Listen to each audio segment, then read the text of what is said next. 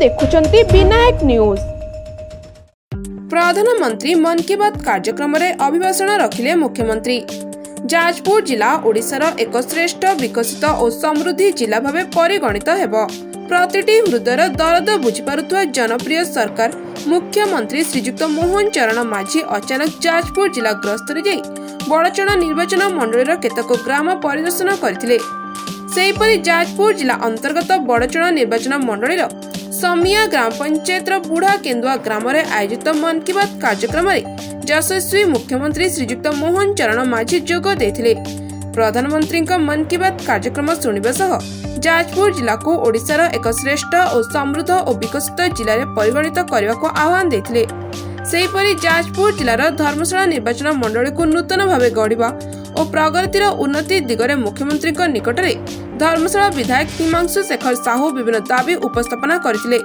एही कार्यक्रम में ओडिशा सरकार का मंत्री श्रीजुक्त प्रदीप बल सामंत, बड़चणार विधायक श्रीजुक्त अमर नायक, जिला बीजेपी सभापति गौतम राय, बरी बीजेपी नेता श्रीजुक्त उमेश जेना, बिंजारपुर नेत्री श्रीमती बबीता मल्लिक और अन्य पदाधिकारी एवं वरिष्ठ युवा संगठक माने हजार हजार संख्यार एकत्रित हुई मान्यवर मुख्यमंत्री स्वागत संबर्धना जणाइबा सहित मां बिरजा माटी को स्वागत जणाइथिले। एही भली एक कार्यक्रम को सठिक ढंगरे और सुचारू रूपे संपादन करितवारु मुख्यमंत्री धन्यवाद देथिले। सेठारे उपस्थित थिबा समस्त वरिष्ठ नेतृवृंद और युवा कार्यकर्ता मानकु हृदयरु कृतज्ञता जणाइबा सह धन्यवाद जणाइथिले। Bureau report Vinayak news. आम दलर सदस्यता अभियान रे एवं मन की बात कार्यक्रम रे मु आपण मानकर सहित सामिल है अत्यंत आनंदित। जाजपुर जिलार ये हूँ महाविनायक मंडल एवं सामिया शक्ति केन्द्र बूथ नंबर 9 रे यशस्वी प्रधानमंत्री नरेंद्र मोदी जी 115तम मन की बात कार्यक्रम मोर अति प्रिय लोक मानकर सह शुणी मो अत्यंत आनंदित। आमर कार्यकर्ता और साधारण जनता पाखरे मोर गोटे आपण मानकर पाखरे निवेदन अछि, आमे समस्ते ये भारतीय जनता पार्टी को यशस्वी करैबा एवं सेहि पाई आमे समस्ते भारतीय जनता पार्टी रो सदस्यता हवा डिजिटल माध्यम रे